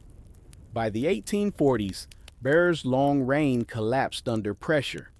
Uprisings flared, dissatisfaction spread, and in 1843, he was overthrown. He fled into exile, leaving behind a Haiti both united and burdened. The legacy of Boyer is complicated, almost tragic. He kept Haiti whole, yes. He secured recognition, yes. But at what cost? The debt he signed shackled Haiti's economy for generations. It wasn't just money, it was dignity. It was proof that even in freedom, the world found ways to keep Haiti on its knees. And here's where history whispers a hard truth. Haiti didn't lose because of its revolution. Haiti was punished because of its revolution. The world could not forgive a nation of enslaved Africans for defeating Europe's greatest empire. So they bled Haiti through debt, isolation, and propaganda. That punishment shaped Haiti's path for centuries, and it began with Bear's signature on that treaty in 1825. But remember this: even under crushing debt, even under betrayal from abroad and within, Haiti remained free. No flag replaced its own. No empire reclaimed its soil. And that in itself was victory. A victory carried on two saints' vision: Desalin's fire, Kristoff's discipline, Pétion's diplomacy, and bears compromises. Freedom may have been expensive, but it was never surrendered. When Jean-Pierre Bert fled into exile in 1843, Haiti was united on paper but fractured in spirit. His long reign had ended with anger boiling in the streets, peasants grumbling over taxes, elites whispering insolence, and soldiers ready to gamble on new leaders. The debt to France hung heavy, the economy sagged, and trust in the presidency cracked. But the blow that would echo loudest came not from within Haiti, but from across the mountains in the east. For 2 decades, Bert had held Saint-Domingue under Haitian control. On the surface, this was unity. The whole island of Hispaniola under one banner, one government. But beneath, resentment brewed. The Dominicans, with their Spanish language, Catholic traditions, and lighter-skinned elites bristled under Haitian rule. Taxes were high, land was seized, and local culture felt smothered. In 1844, it snapped. A group of Dominican rebels inspired by the secret society La Trinitaria declared independence. They raised their own flag in Santo Domingo and carved out the Dominican Republic. For Haiti, this was a gut punch. The dream of controlling the whole island evaporated overnight. Haitian forces tried to reclaim the East through a series of invasions. But the Dominicans, fueled by fierce nationalism and backed at times by foreign allies, held their ground. The border hardened. 2 nations now stood where Desalin had once declared one. This loss wasn't just territorial, it was psychological. It proved that Haiti's reach had limits, that its power could be challenged, that its unity was fragile, and it deepened the sense that Haiti was surrounded not just by hostile empires abroad, but by rivals close to home. Meanwhile, the debt didn't sleep. France had lowered the price from 150 million francs to 90 million in 1838. But even that reduced figure was still crushing. Haiti's leaders scrambled to keep up payments, borrowing more, taxing harder, and squeezing every drop from a population already weary of promises. Every franc sent to Paris was a school not built, a road not paved, a field left barren. The revolution had promised freedom, but debt made that freedom heavy, almost suffocating. Generations who had never seen a French master still felt his hand in their pockets. Politics in Haiti grew turbulent. After Boyer's fall, presidents rose and fell in quick succession. Many toppled by coups, rebellions, or assassinations. Stability seemed like a dream just out of reach, and the more unstable Haiti looked, the easier it was for foreign powers to paint the nation as chaotic, unfit, doomed. But pause here. Think about the weight on this little republic's shoulders. Haiti had been born in blood, punished by the world, forced to pay its enemies, denied allies, starved of trade. Any European nation under those conditions might have collapsed in decades. Yet Haiti endured. Through chaos, through division, through humiliation, it remained free. That resilience is easy to overlook when focusing on the debt, the politics, the setbacks, but it mattered. It mattered to enslaved Africans in Cuba, in Brazil, in the American South, who looked to Haiti and whispered, "It is possible." It mattered to independence fighters across Latin America who remembered Pon's gift to Bolivar. It mattered to every empire that realized, however much they hated it, Haiti had not died. Still, the mid-9th century was not kind. Economic decline dug in. Plantations, once the engine of Saint-Domingue, sputtered under small-scale farming. Exports dwindled. Government revenues shrank, and the gap between Haiti's leaders and its peasantry widened. Presidents came and went, each promising solutions, each crushed by reality. The Dominican split only deepened the wounds. Wars along the border drained resources. Defeats bruised pride. And while Haitians clung to independence, the weight of punishment from abroad and division at home made every year feel like another battle for survival. This is the paradox of Haiti's story. After Bear, the flame of freedom burned unbroken, but the chains of debt and isolation kept pulling tighter. The world would not let Haiti forget its audacity. The audacity of being black, free, and victorious over Napoleon. And yet through it all, the people endured. Farmers tilled their plots. Markets bustled. Drums carried rhythms older than France. Churches filled with prayers. And children grew up knowing one truth their enslaved ancestors had only dreamed of. Haiti was theirs. That truth, fragile, bruised, but unbroken, was the revolution's real inheritance. So, as the 19th century staggered forward, Haiti entered a new phase. Not the war of muskets and machetes, but the slow war of economics, politics, and survival. And that war would prove just as brutal. By the mid-1800s, Haiti had already lived through a century's worth of turmoil in just a few decades. The revolution had been won. The empire of Desalin shattered. The monarchy of Kristoff risen and fallen. Boyer's long reign ended in death and exile, and the Dominican Republic broken away in 1844. But the storm wasn't done. Haiti was entering a new era, one where the machete battles of the revolution gave way to political chess, foreign pressures, and a carousel of presidents who rarely kept their seats warm for long. From 1843 onward, the country fell into a rhythm. A president rises, struggles to hold power, and is toppled by rivals or rebels. It was a cycle of instability, each leader promising reform, each leader crushed by the weight of debt, division, and foreign interference. The presidency became less of an honor and more of a target. Some lasted months, others a few years, but few left office peacefully. Haiti's soil seemed cursed to grow coups alongside its crops. Why? The reasons were layered. First, the debt.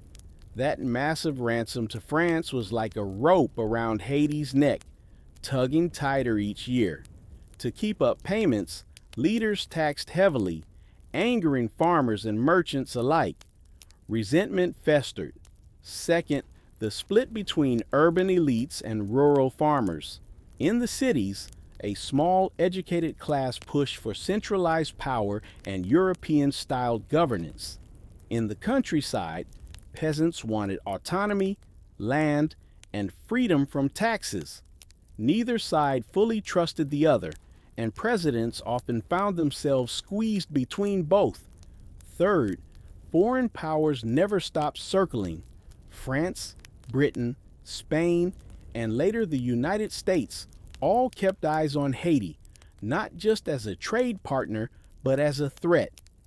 Each had reasons to weaken or control the little black republic that refused to die.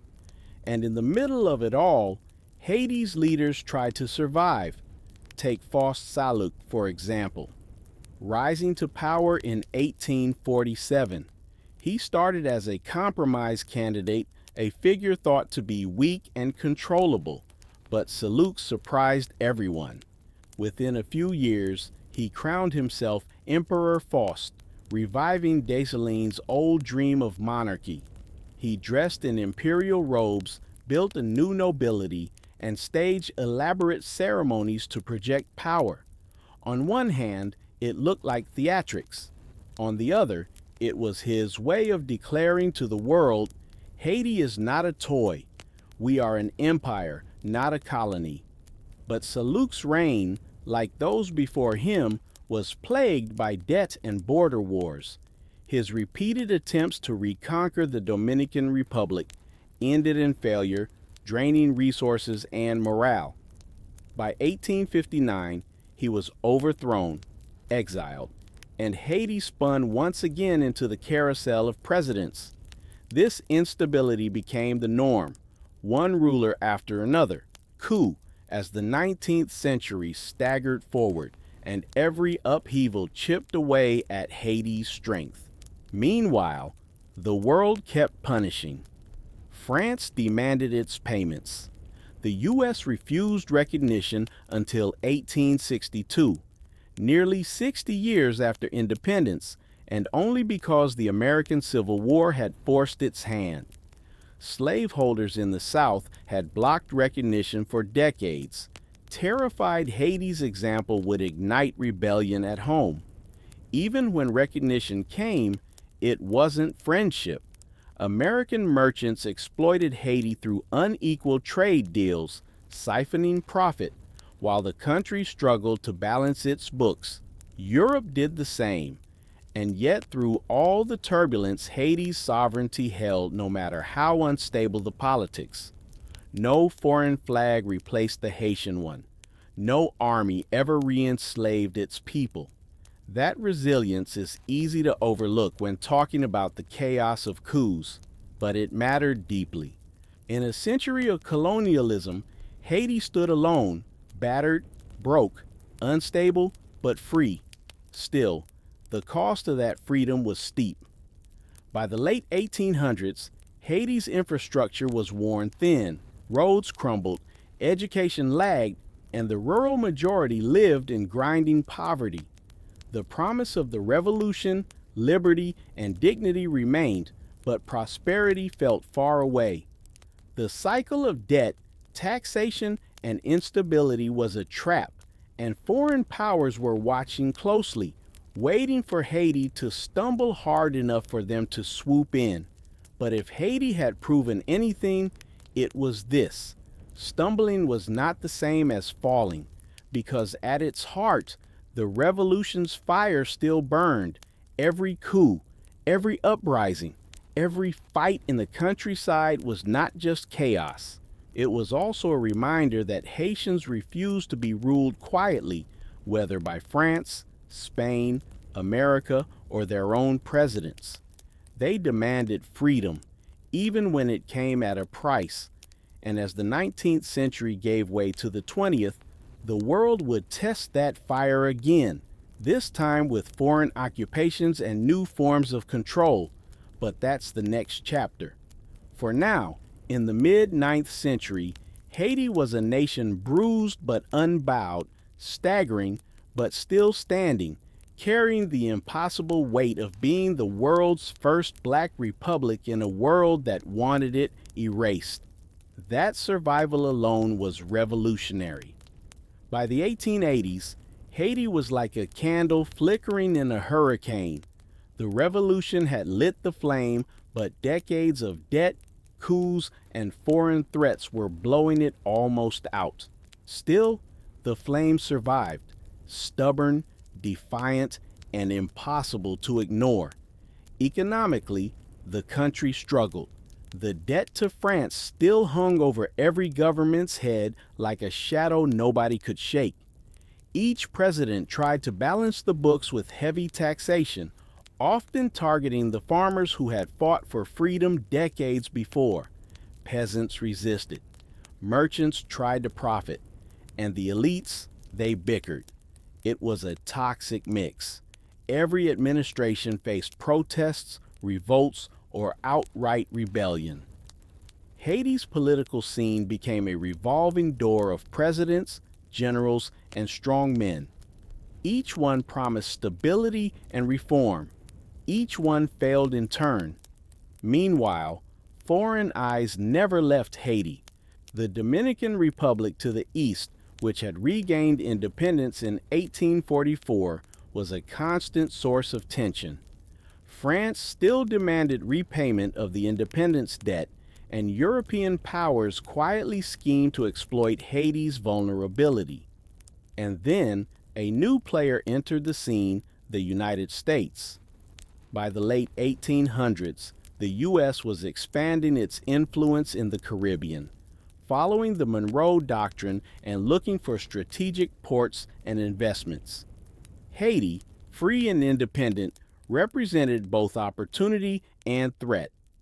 American businessmen sniffed profits. Politicians whispered about stability, and every Haitian president knew that U.S. interests could mean support or invasion. It was during this era that Haiti tried to modernize, albeit slowly. Roads were built, ports improved, and trade expanded. But the cycle of debt and political instability made consistent progress almost impossible. One leader might start a program, the next would dismantle it. Projects were left half-finished, promises unfulfilled, and the people grew wary. Yet the spirit of resistance never waned. Even as foreign powers pressed in, Haitians remembered the lessons of Desalin, Kristoff, and Potion. Freedom was not negotiable. Sovereignty was not optional. Some leaders tried diplomacy, others tried force. President Florville Hippolyte, who came to power in 1889, was known for his sharp mind and iron will. He faced uprisings and foreign threats with a mix of strategy and brute strength, proving that Haitian leaders were not mere pawns of global politics, but global politics were relentless. The U.S. began showing more interest in the island's finances. Loans, investments, and economic pressures became tools of influence, a quiet form of control. Haiti, still reeling from centuries of debt, found itself walking a tightrope, maintain independence, but avoid antagonizing a rising power. Meanwhile, internal politics remained a battlefield. Rival generals, ambitious politicians, and restless citizens kept the cycle alive. Assassinations, coups, and uprisings punctuated everyday life. Stability was fleeting, peace was fragile, and the Haitian people carried both pride and exhaustion. Through it all, culture flourished. Art, music, religion, and oral storytelling became ways to preserve identity and memory. Vodou rituals, folk tales, and songs reminded Haitians of their revolutionary roots, their ancestors' struggles, and the resilience that kept them standing when the rest of the world doubted they would. By the turn of the century, Haiti was at a crossroads. Its independence had survived, but vulnerability had increased. The U.S. was watching, Europe was scheming, and the Caribbean was a chessboard of empire. Haitian leaders knew that the next century could bring new challenges, challenges that might test the limits of the country's hard-won freedom. The story of Haiti was no longer just about overthrowing colonial rule.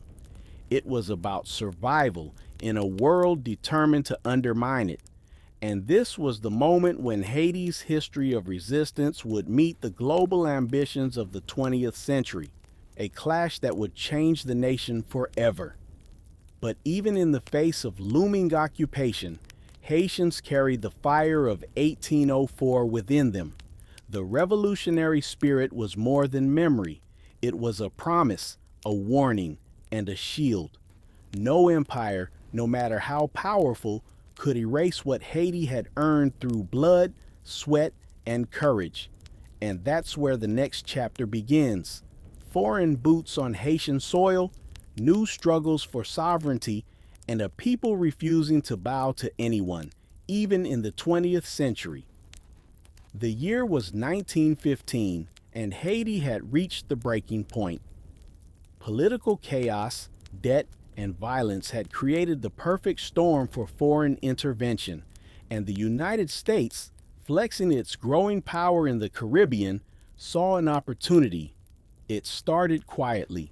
American officials framed it as protection, protecting Haiti from itself, they said. Protecting American investments, they added, but make no mistake, this was occupation, pure and simple. U.S. Marines landed on Haitian shores, and what followed was a tense dance of power, resistance, and resilience. Haitians didn't just roll over. The legacy of Desalin's Kristoff and Louverture coursed through their veins. Local militias known as Cacos rose up in defiance, launching guerrilla attacks against U.S. forces. These weren't just soldiers. They were ordinary men and women defending their homes, their families, and their hard-earned freedom. The U.S. brought modern weapons, organization, and money, but Haiti had something no foreign army could buy: spirit. The Cacos fought with strategy, cunning, and intimate knowledge of the land. Mountains, rivers, and forests became allies, hiding places, and traps for the invaders. But the U.S. Marines were relentless.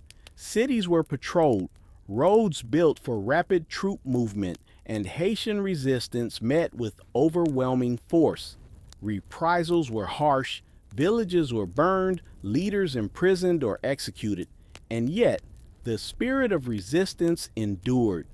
The occupation wasn't just military, it was political and economic. The U.S. controlled Haiti's finances, rewriting laws to favor foreign investors and ensure repayment of debts. Haitian leaders were sidelined or coerced, but Haitians adapted. They found ways to assert their identity, maintain traditions, and protect what little autonomy remained. Every act of compliance was strategic, every protest measured. Haitians knew that survival meant outlasting the occupiers while quietly asserting their own rules.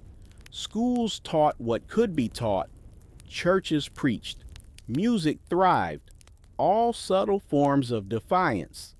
One of the most remarkable aspects of this era was the resilience of Haitian culture. Vodou ceremonies, traditional dances, and storytelling flourished, becoming acts of resistance in themselves. These cultural expressions reminded Haitians and warned the occupiers that had soul was untouchable. International opinion was split. Some Americans questioned the morality of the occupation. Others supported it, citing stability and commerce. Meanwhile, Haiti's neighbors watched with weary eyes, understanding that a small Caribbean nation could be swallowed by the ambitions of a superpower. The occupation lasted nearly 2 decades. It reshaped Haiti, its infrastructure, yes, but also its politics, society, and psyche. Roads and ports were built, but they served foreign interests more than Haitian needs. The economy was modernized on paper, but inequality deepened. And yet, through it all, Haiti endured. By the late 1920s, resistance was quieter but no less potent.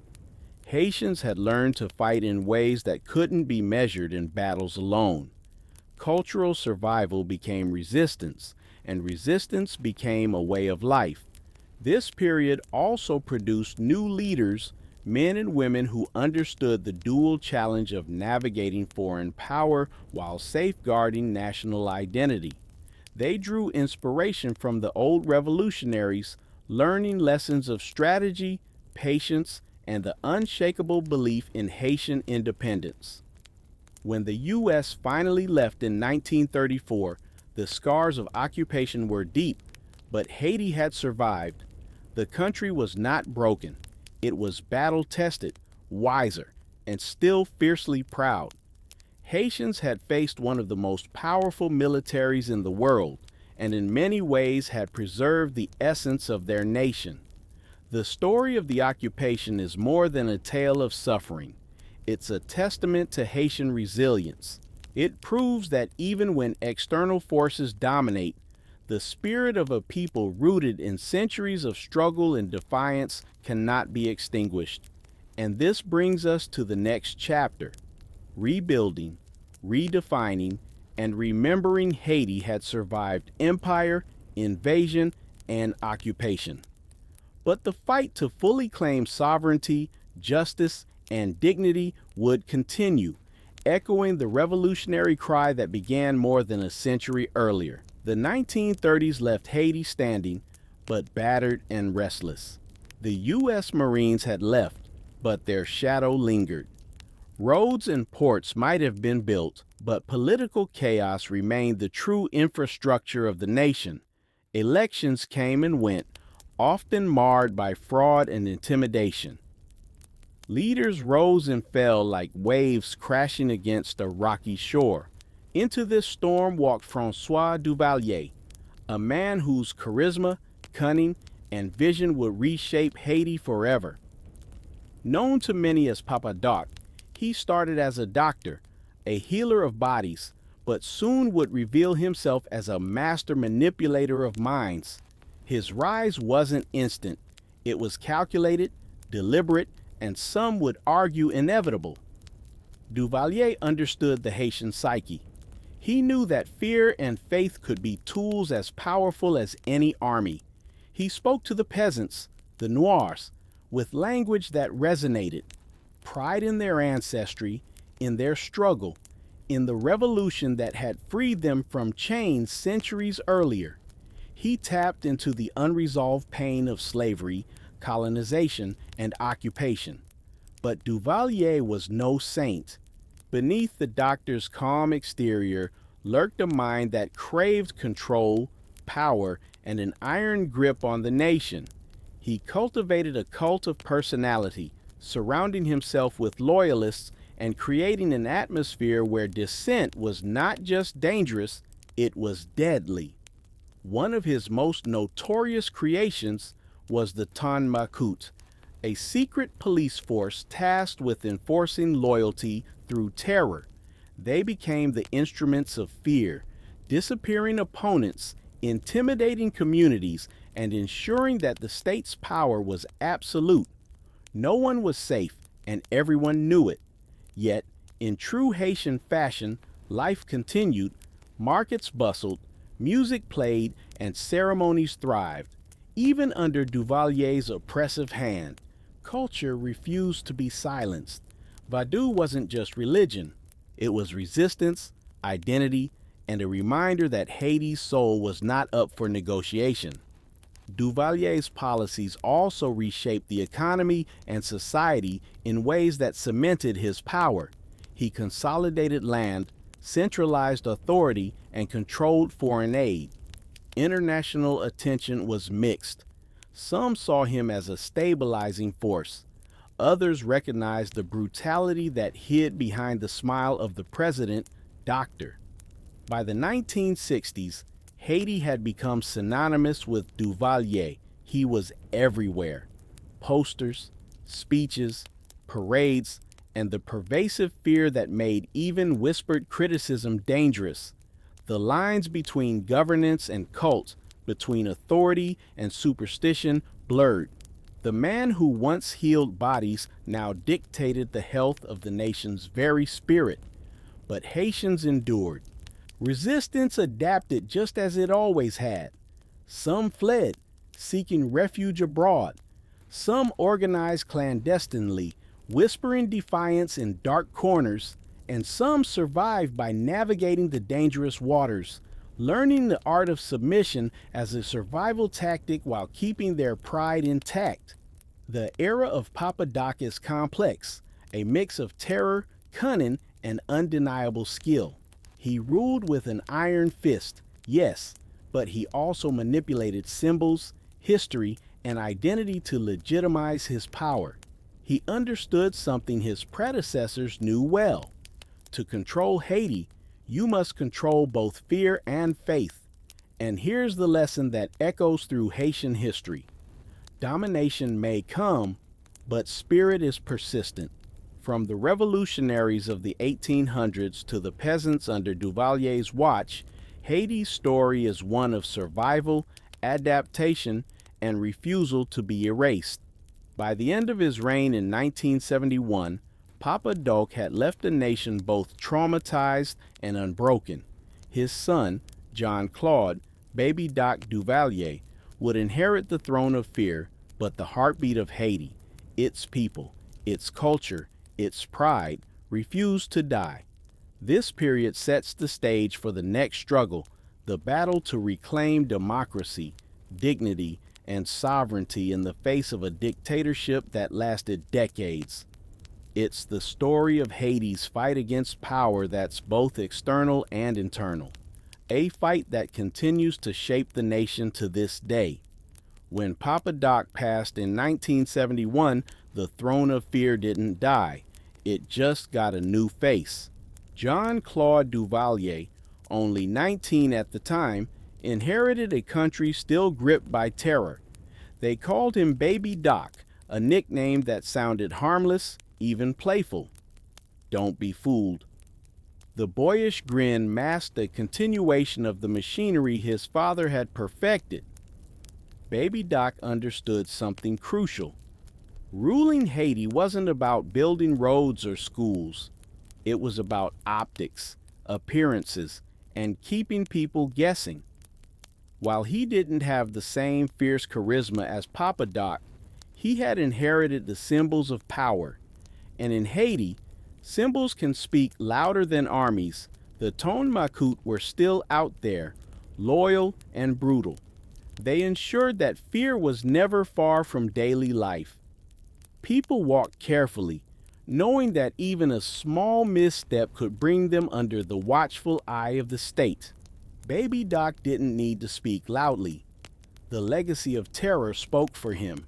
Yet, Baby Doc's Haiti was different in subtle ways. He cultivated the image of a modernizing leader. Foreigners saw progress, flashy hotels, rising tourism, and investment in the capital.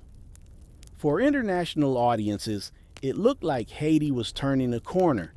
For Haitians, the reality was more complicated.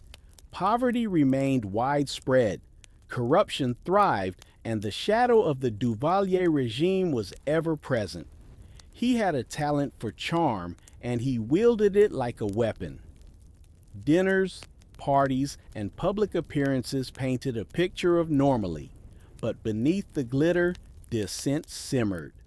Underground movements, student groups, and labor organizers began to mobilize. They whispered of democracy, of reclaiming what had been stolen, of living free from fear, and the cracks in the system were starting to show. The 1980s were turbulent. International pressure mounted. The Cold War meant the U.S. was willing to overlook certain abuses for strategic reasons, but they couldn't ignore mass protests and famine. Haitians demanded change, marching through streets with courage that could not be silenced. The air was thick with anticipation. The people were ready to take back what belonged to them. By February 1986, the unthinkable happened. The Duvalier dynasty, the symbol of generations of control and fear, was overthrown. Baby Doc fled to France, leaving behind a country eager to breathe, to rebuild, and to reclaim its narrative. It wasn't an immediate miracle.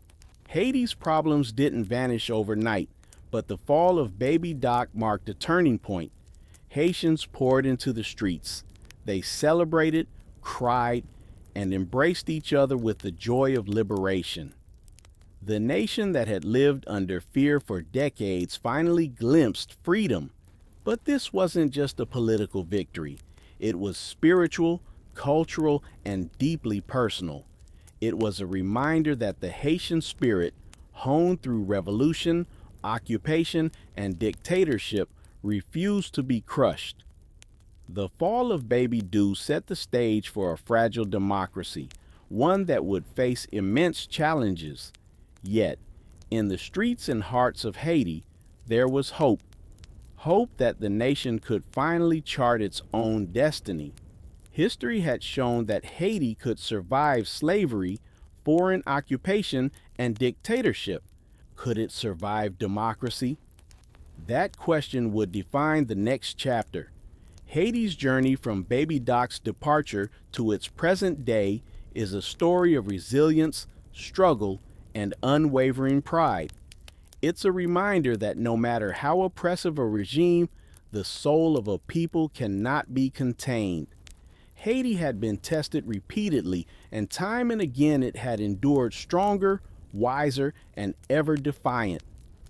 This is the legacy of Haiti, a nation that faced the weight of the world, the terror of its leaders, and the manipulation of external powers, yet remained unbroken. And through it all, the stories of its generals, revolutionaries, and even its dictators remind us of one truth. Courage and fear often dance together, but courage can never be fully defeated. Here we are, the final stretch. After centuries of struggle, revolution, and resistance, Haiti still stands, scarred, tested, but unbowed. And it all traces back to the fire that Toussaint Louverture ignited. The same fire that made Napoleon pause and rethink. The fire that whispered to every Haitian that freedom isn't just a dream, it's a right. Toussaint's story wasn't just about battles, strategies, or victories. It was about identity, about proving to the world that a black man could lead, could strategize, could command respect, and could rewrite the rules of history. And his shadow stretches far beyond the battlefields of Saint-Domingue. Even when dictators rose, even when fear tightened its grip, his spirit lingered, a quiet reminder that courage doesn't expire. Fast forward to the Haitian Revolution's echo in modern times. Baby Doc may have fled, dictators may have fallen, but the struggle didn't end. Haiti today faces monumental challenges: political instability, economic hardship, natural disasters. But ask any Haitian, and you'll hear the same defiance, the same resilience. It's in the music, the art, the language, and the way people hold on to hope like it's oxygen. Think about it. A nation that rose from the ashes of slavery to defeat Napoleon's forces, that outlasted dictatorships and foreign interference, still survives. That's not luck. That's Louverture's legacy. That's the black general's shadow stretching across centuries. His genius wasn't just military, it was cultural, spiritual, and psychological. He taught a people to see themselves as masters of their destiny, even when the world insisted otherwise. And let's not sugarcoat it. Haiti's path has been brutal. There were betrayals, missteps, external pressures, and countless tragedies. But within that brutality, there is an unshakable lesson. Resistance is a muscle. You build it through struggle, and once it's built, nothing can fully break it. That muscle is Haiti's strength, and it pulses in every corner of the nation. Even today, when global powers underestimate Haiti, when headlines focus on disaster rather than genius, the truth remains. Haiti was the first free black republic in the world. That's not just history. That's a declaration that freedom, intelligence, and leadership are not bound by skin color. Toussaint Louverture showed that to the world, and generations of Haitians continue to carry that torch. And here's the provocative truth. Every time someone doubts Haiti, every time they underestimate it, they are forgetting Louverture. They are forgetting that this is a country born from resistance, molded by genius, and tempered by survival. Haiti's story is not a tale of failure. It's a story of relentless defiance. Look around from Cape Chin to Port-au-Prince, from the mountains to the coasts. The heartbeat of the revolution still echoes. You can hear it in the chants of protesters demanding justice. You can see it in artists creating brilliance amidst chaos. You can feel it in families who survive, rebuild, and refuse to be erased. That's Toussaint Louverture's spirit, omnipresent, unyielding, eternal. So when you study history, don't just remember the battles. Don't just memorize dates. Feel the weight of the courage, the audacity of leadership, the brilliance of a black general who made Napoleon think twice. That's the story of Haiti. Complex, defiant, beautiful, and human. A story that teaches us all. True power isn't in oppression. True power is in resilience, intelligence, and the refusal to surrender. And that, my friend, is why Haiti matters. That's why Toussaint Louverture matters. That's why every Haitian, past and present, matters. Because they proved over and over again that freedom is not a gift. It's a right earned through courage, strategy, and the unbreakable human spirit. History may try to forget. Dictators may rise and fall. Hurricanes may rage. Poverty may challenge. But Louverture's legacy and Haiti's defiance will endure forever.